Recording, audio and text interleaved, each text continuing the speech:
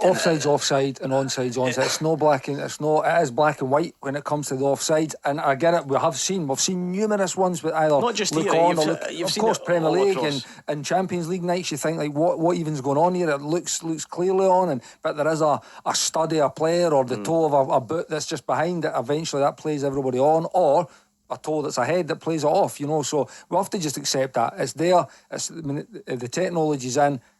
It's black and white. You're either offside or you're onside. And I think when it is that close, I get there can be debates and all the lines there, and are they thicker this week or by the way, sometimes we're actually not even getting to see the lines. Offside's offside. Because here's the thing that might surprise you. I was been along to Clydesdale House and like many members of the media just to see how it works, so you get a sort of understanding. And believe it or not, our lines, they actually do need to be quite far apart.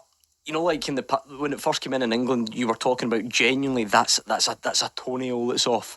That's a hair on the forearm that's off, sort of thing. If our VAR flags up, if Hawkeye, the technology, if it says offside, it actually means there's a bit of daylight between the two lines.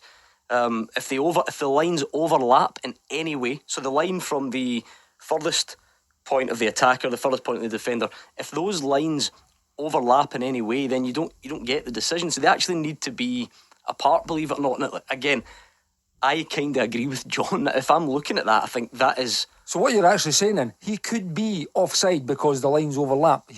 No, the opposite. It goes the other way. He's actually. So it would be offside then. Is what you're saying. So you're saying if they overlap, it would be given as offside rather than being given as onside.